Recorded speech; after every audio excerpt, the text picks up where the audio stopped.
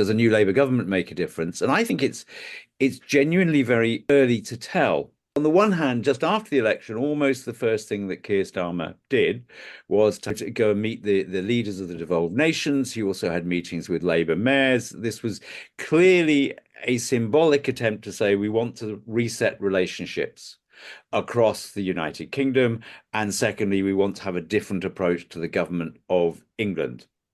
But it's not yet clear to me, at least, what that actually means in practice when it comes down to the day-to-day detail of government. Hello, I'm Brendan Donnelly. I'm the director of the Federal Trust. We talk a lot about Europe in the Federal Trust videos, but today we're going to concentrate more on the state of the British Union, the state of the United Kingdom. And we've got two very distinguished and familiar friends of the Federal Trust to join in the conversation.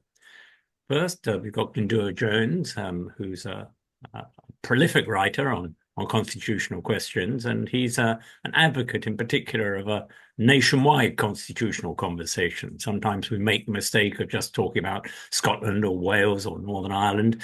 He's very much in favour of a holistic, synthetic point of view. He's written along these lines, advocating a United Kingdom state that will be a mixture of federal and confederal elements.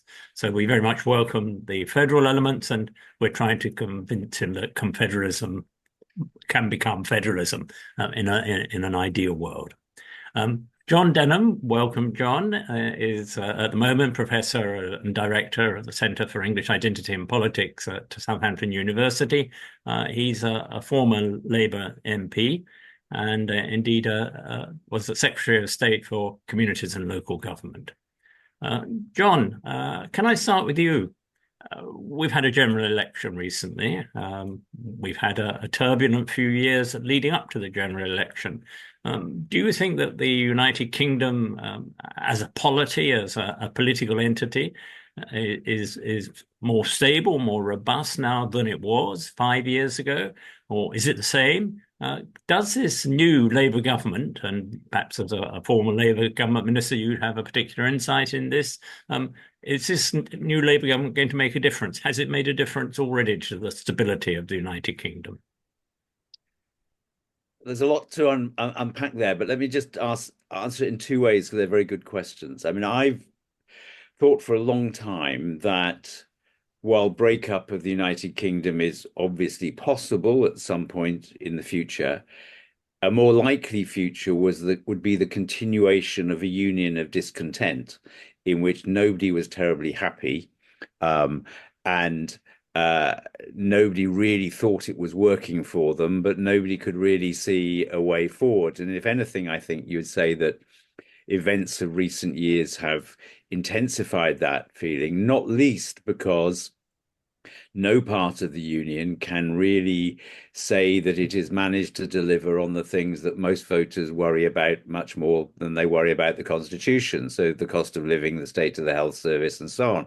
In different leaderships and with different national stories, no one can really say, well, we've done it very well and everybody else has done it badly. And there's lots of reasons for that, but I think that leads to a general sense of dissatisfaction. But it also means that the prevailing political leaderships have been challenged in different ways. So in the UK, but particularly in England, the Conservative leadership of the last 15 years has been defeated. Wales still led by Labour, but Labour is clearly under a sort of pressure that it hasn't been in the past. The Scottish National Party have lost their electoral magic. The balance of powers between the parties in Northern Ireland have changed. So it's quite a difficult. It doesn't mean the union's in crisis, but if you say, are we all getting from this the benefits that you would like to think come from a strong union? The answer is obviously no. Your second question is really, does this make a difference? Does a new Labour government make a difference? And I think it's genuinely very early to tell. On the one hand, just after the election, almost the first thing that Keir Starmer did was to have go and meet the leaders of the devolved nations. He also had meetings with Labour mayors. This was clearly a symbolic attempt to say we want to reset relationships across the United Kingdom, and secondly, we want to have a different approach to the government of England. But it's not yet clear to me, at least, what that actually means in practice when it comes down to the day-to-day detail of government, because it could go in a number of different directions. Devolution in England could turn out to be really quite limited. It There have been stories suggesting a desire by the UK government to intervene more in the affairs of the devolved nations, for example, trying to ensure that they have mayoral combined authorities as they do in England. None of this is entirely clear, so we'll have to wait a bit at the moment. But I don't think I've picked up any signs. I see a lot of signs of people wanting to improve relationships across the United Kingdom, not many signs of wanting to open up the constitutional debate in a more fundamental way. Well, perhaps there's a parallel there to the reset, the supposed reset of relations with the European Union. We can talk further about that later. Yes. That's a rather cynical view on my part, and you're welcome to contradict it later on. But let's Okay. get something from Glyndwr first. What would your answer be to the question I just put to John? Thank you, Brendan. Yeah, very much with John on this. But the institutional policy and cultural reforms necessary to establish a more stable and, dare I say, consensual Isle-wide structure do need to be examined seriously. Decades-long shifts of public opinion and national party political dynamics across the nations are leading to increasingly divergent views about our constitutional future, and the situation only exacerbated by Brexit. As I've already said before, robust improvements to intergovernmental relations across our parliaments are essential as a matter of priority, not just in themselves, but also as the foundation for a constructive set of negotiations on constitutional change should the need arise. But in saying that, of course, there are benefits to our present union, which we must acknowledge. We have a set of common values: democracy, equality, personal liberty, and the rule of law, which are shared by unionists and non-unionists alike. Our economic union secures us a leading role in international organizations such as G7, WTO, International Monetary Fund, and the OECD. And our social union supports spending on a basic level of common welfare, which helps redistribute some wealth based on need. And our security, of course, places us in a good position with the UN Security Council and NATO. But yes, there are significant changes are needed on how our governments, and I do stress plural, governments interact. But let's not throw the baby out of the bathwater. And I suspect that's where the ground is today. We've moved from a position where there was increasing polarization across the nations in terms of exploring our constitutional futures. I think with a new government in place, maybe we can sit down together, take the best of what we've got, but also understand that there are critical elements of our relationships and how we interact that can be vastly improved. Thank you. John, you said that a number of ideas were floating around in the Labour government's ambience of discussion. What are the particular elements of the present situation that you'd like to see, as it were, refreshed or tackled in a more vigorous way? Well, I think one is undoubtedly to reform the machinery of intergovernmental relations. Some things were tried about this under the previous government, but they seem to have run into the sand. This is basically the formal structures through which, as it is at the moment, the United Kingdom government coordinates with the devolved nations.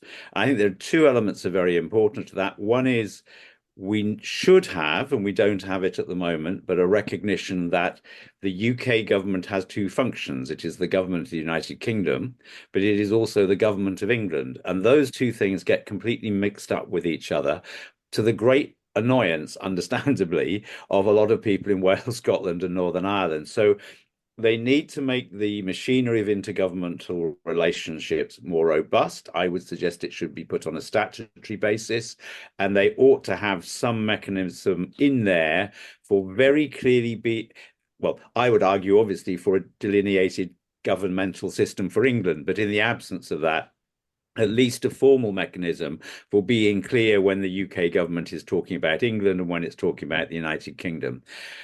One of the symbolic things that could be done, and I know it's controversial with some things, is we found out in the Miller case in the Supreme Court that the Sewell Convention, which was the rule that the UK Parliament would not legislate for Scotland or Wales without consent, was a convention. It wasn't actually something that could be enforced in law.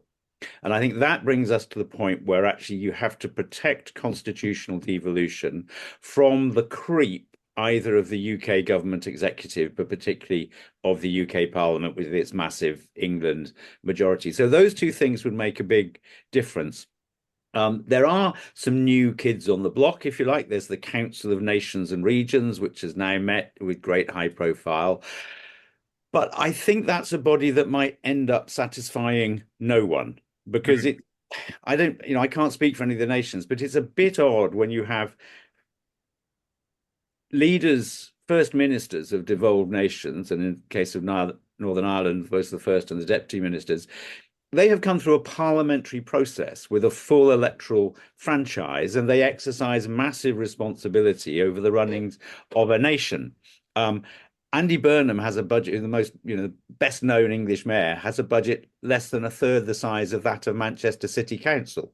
And the idea that the mayors and the leaders of nations are somehow sitting down on equal terms, I think is a problem. So yes, it's good to get people together to talk about UK-wide issues, but England needs a much clearer representation of devolved English local government, and I think the first ministers deserve the respect of being treated as the democratically elected politicians that they are. Isn't one of the difficulties that Westminster tends to think that it is really the repository of sovereignty, and other people get little pieces of the cake, but that there's no great difference between being the First Minister and being a mayor. You're not from the centre, the Westminster bubble, therefore you don't really matter. That is absolutely right. And people will remember it's disputed whether Tony Blair described the new Welsh Assembly as it then was, or the Scottish Parliament as a parish council, but he undoubtedly referred to one of them in that sort of form. And that is very typical, not just of a Westminster attitude, but if we're honest, of a very Anglo-centric view of the Constitution, which sits with the idea of Westminster sovereignty, but it is essentially that the Union represents England on a large scale. And there's not much difference between the interests of England and those of the rest of the Union.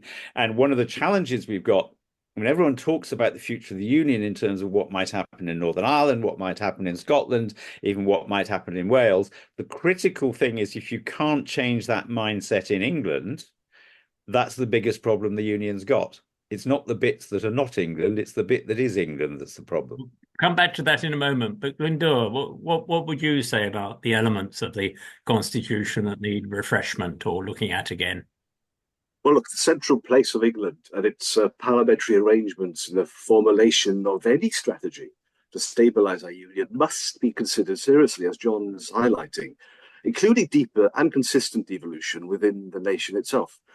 Future relations between Westminster and the parliaments in Scotland, Wales, and Northern Ireland also do need reframing on principles of partnership working, where all parties seek to promote a culture of mutual learning, respect, and better engagement.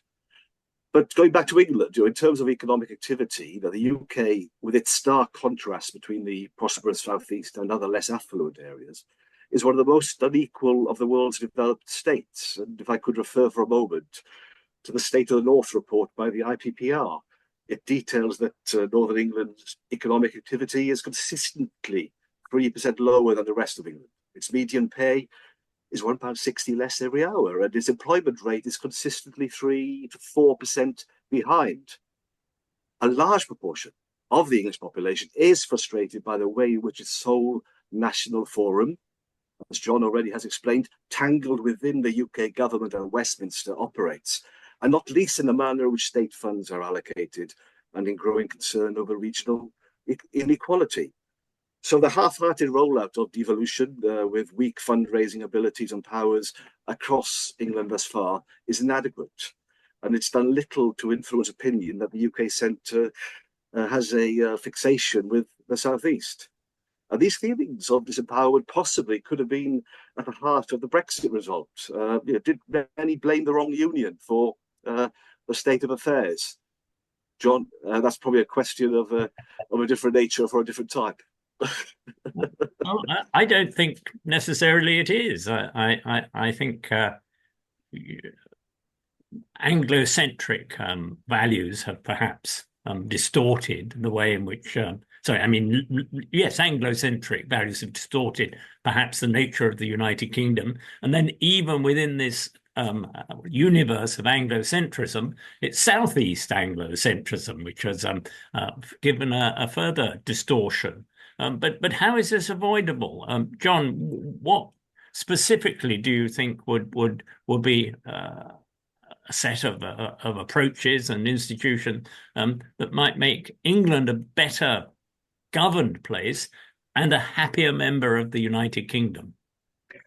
There's a set of changes that would begin to say to England, in terms of policy, let's forget about identity for the moment, but in terms of policy, you are a political nation with your own democracy and control of your own affairs. And I think the two things that are critical to that are a radical decentralisation within England through the development of English devolution. And secondly, changes to the structure of governance of England, which actually means we stop talking about the United Kingdom as though it's the same as England. Now, the challenges there are big, and we need to step back and understand that England did not used to be as centralized as it was, right? This is a recent development of the last 40 years.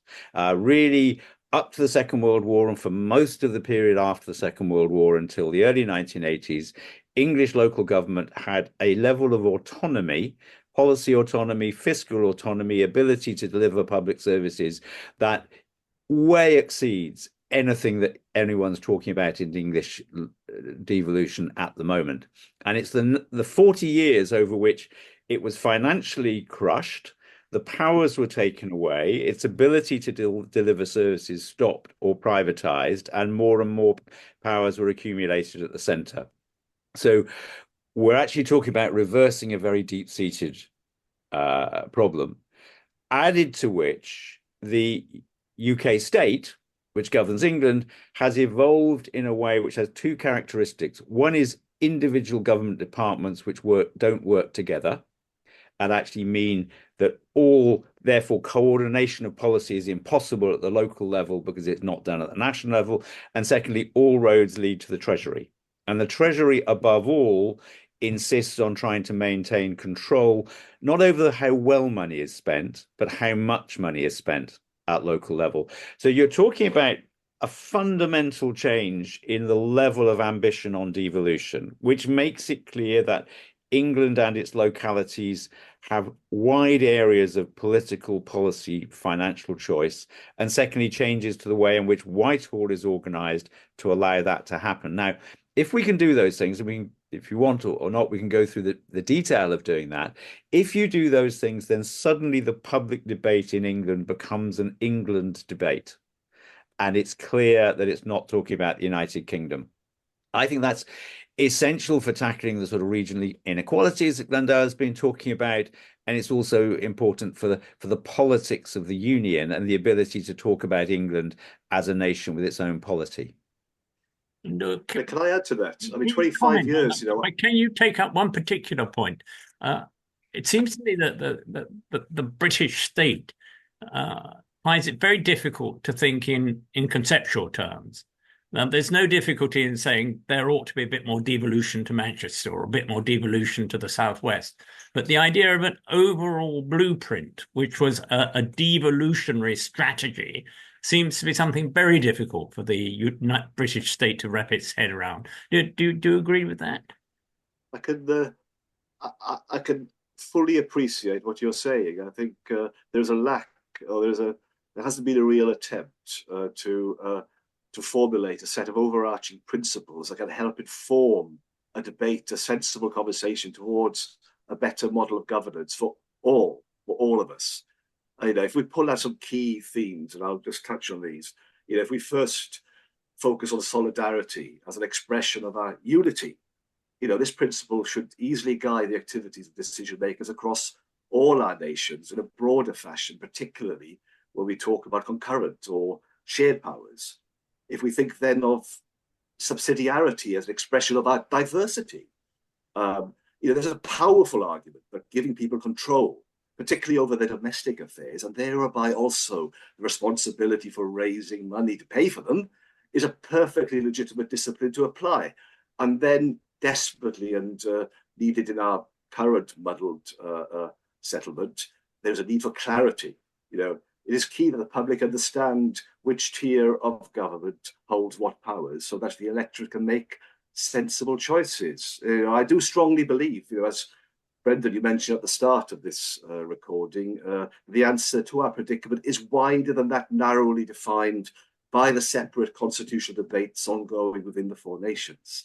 In truth, we have a responsibility not only to others within our respective constituent parts, but also to the whole.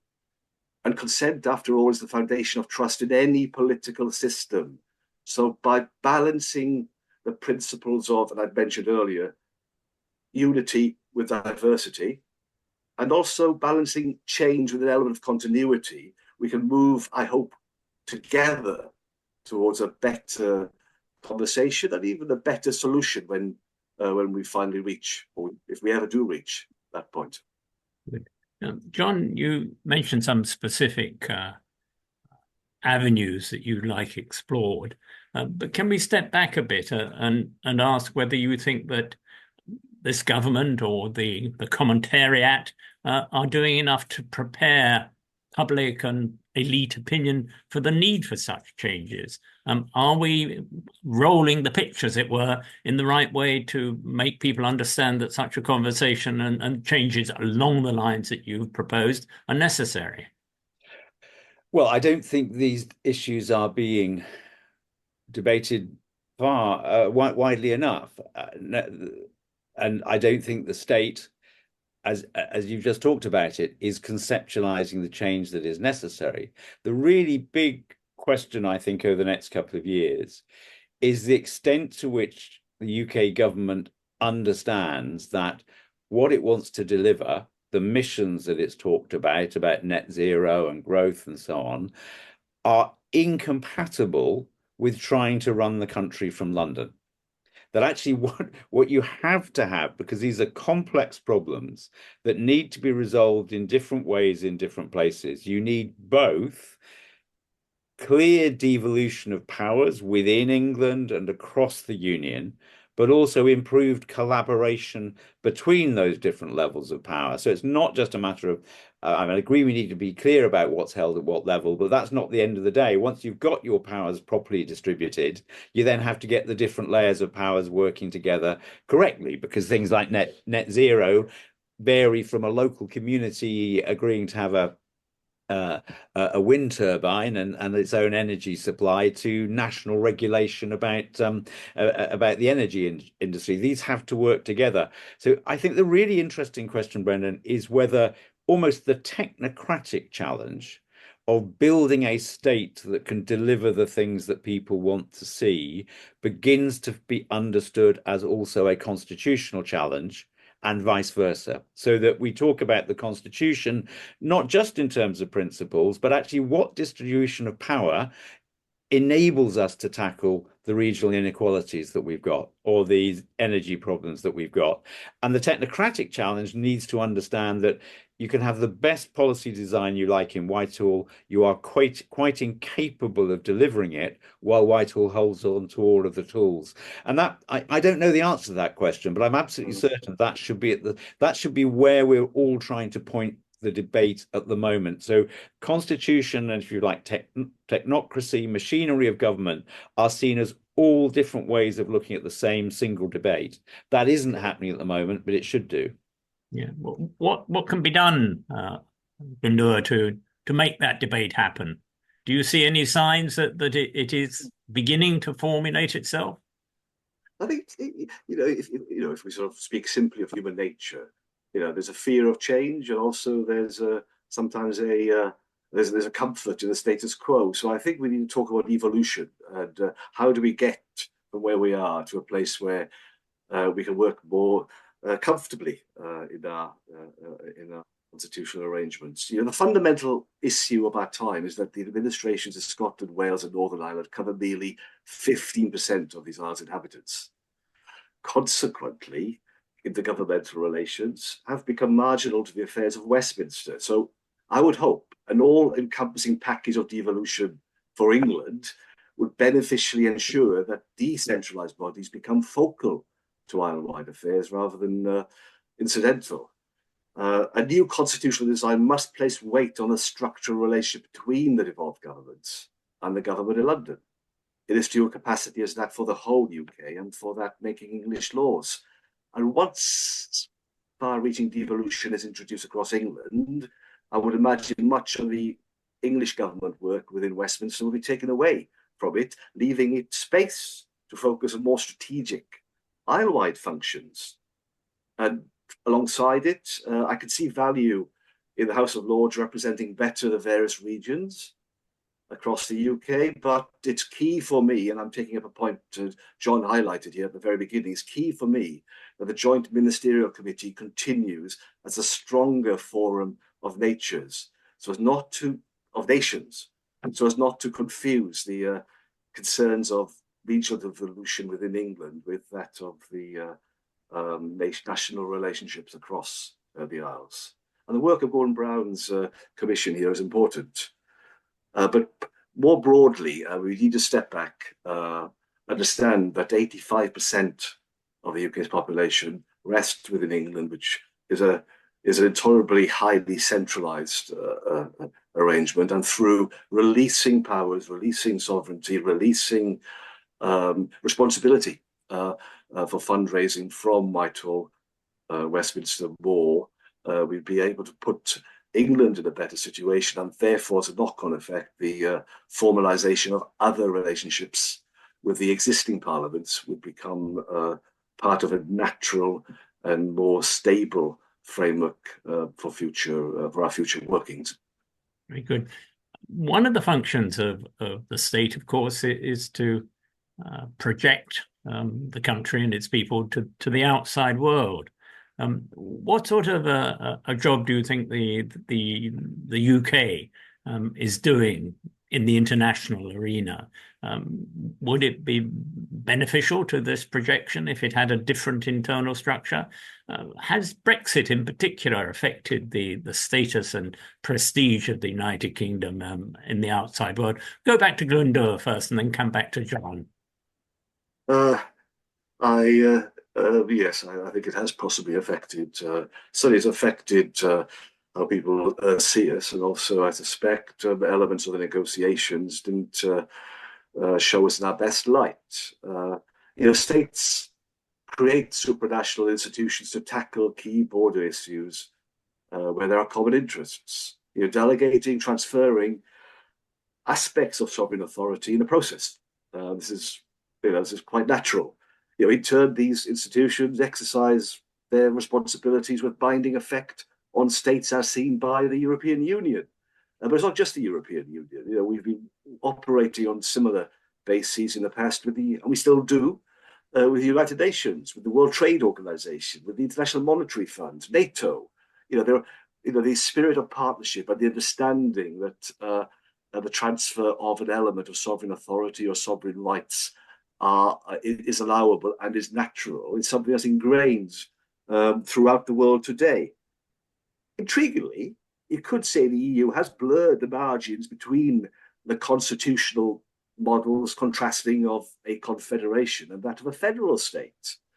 It's fundamentally confederal in nature due to the sovereignty status of its members, but operates, many might argue, on a federal mode in its spheres of competence. And this is a form of, dare I say, confederal federalism. But we all today, the majority of nations, peoples, operate in a world where different levels of government have different responsibilities. And it's, I think, better understood in some places than others. And much of our debates and some of our discussions even earlier in this conversation has been in better understanding or better allocating which responsibilities, which tiers of governance should rest where. It's a shift of perception, I believe. We do need to promote the discussion of how do we release sovereignty, release powers from Westminster, because in doing that, that conversation not just works within the UK, but also it better works and better frames our thinking in relation to our relationships globally with others. It's a two-way process. Good. John, would you like to comment on that? I think there's no doubt that the Brexit decision has been almost impossible for the UK government to explain to other states. It is as simple as that. They see it as an act of incomprehensible self-harm. And it's understandable because for all of the economic, it has weakened our position of diplomatic leadership of the United Kingdom. It's certainly weakened our own economic position. The almost symbolic thing that they couldn't get copies of Boris Johnson's book to the book launch in Brussels because of EU customs regulations. That sort of sums up part of the nature of the problem.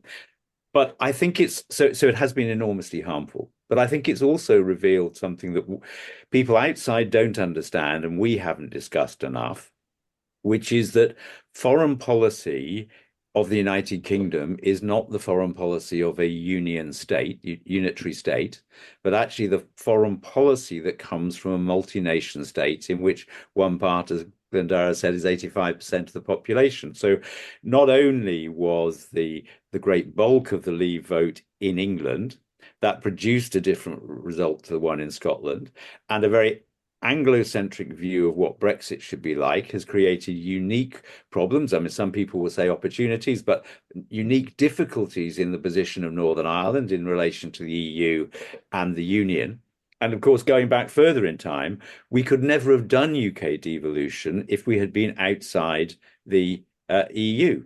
It was only the fact that large areas of essentially business law were set within the European Union that made the model of devolution we chose at the turn of the century feasible in the first place. So inevitably, Brexit has damaged us externally, but it has also revealed these huge internal difficulties that arise from it. And to some extent, that's been masked in Britain itself by the demise of the SNP, which has almost nothing to do with Brexit. But at the point at which the SNP was capitalising on the Remain vote in Scotland, it was giving nationalism and independence a renewed boost. So I think we need to have both a discussion about how the United Kingdom genuinely resets relationships with Europe in particular, but the rest of the world, but also a discussion about how much each part of the United Kingdom needs to be taken into account when you were formulating foreign policy. Foreign policy is a reserved power, but it doesn't alter the fact that foreign policy questions can look very different if you're in London, the rest of England, Wales, Scotland, or Northern Ireland. Good. One last word from each of you. Are you optimistic that the sort of change of mind, the sort of discussion, the sort of debate that we've been advocating here can take place, will take place over the next 4 years of this new government? Glyndwr, briefly, what do you think? Well, it's my view there's some sort of federally inspired reconstitution of these isles that balances, on the one hand, the contrasting aspirations of unionism and its centralizing forces on the one hand, and the national ambitions for cementing sovereignty on the other, is one that might lead us to better ground. We may as well accept that a measure of friction is and will always be a feature of our isle-wide interactions and relationships at both a political and governmental level. But to mitigate this demands greater maturity of approach by our parliamentarians, and also institutional arrangements robust enough to formally understand, manage, and consider differing priorities. So, through firstly embracing variations in territorial contexts, and secondly, promoting our shared values and visions, we can confidently advance, I hope, the expectations of citizens' rights across the UK, these isles, including those of England and its regions. Good. Thanks very much. John, how would you summarize it? Well, I can be optimistic about could. I'm not so optimistic about will. But let me tell you why the best ground for optimism is that the economic, social, and political challenges facing the UK government and also the Labour Party in Wales and Scotland require movement down this line. In other words, if you want to deliver, in terms of what you've talked about, living standards, public services, economic regeneration, you cannot do that without having a decentralisation from Whitehall. Whitehall can't build a railway, does not have the capacity to do these things effectively. Secondly, Labour unionism is the predominant mood at the moment in Westminster, but those elections are looming in Wales, they're looming in Scotland, and it is very unlikely that the Labour Party in Wales or Scotland will want to fight those elections on the basis of vote Labour because we've got a UK Labour government. I mean, that would require a transformation of social and economic conditions in those two nations that's unlikely to happen on the timescale to those elections. So inevitably it will be the case that Labour will have to define the relationship between the UK government and the Scottish government, the UK government and the Welsh government more clearly, more distinctly, not becoming nationalist parties, but actually becoming parties of those nations. So I think both the political challenges that face the government and the policy challenges do push them to open up these issues, maybe in a language or a way that is not the language that constitutionalists have talked about, but as things that are necessary to deliver for the people of the United Kingdom what they want. So I think that if the government is sensitive to delivering what it has promised, then they will inevitably have to deal with some of these issues, and then you can't put this debate back in the bottle. That sounds rather like what some people talk about the Brexit reset, that the government will be forced into a different view from the one it apparently is taking at the moment. In both issues, those who live longest will know most, won't they? Thanks very much indeed to both of you. It was a very stimulating and informative discussion, and I hope our viewers have enjoyed it. Goodbye, and thank you to our speakers. Thank you very much. Thank you, John. Thank you, Brendan. Thank you.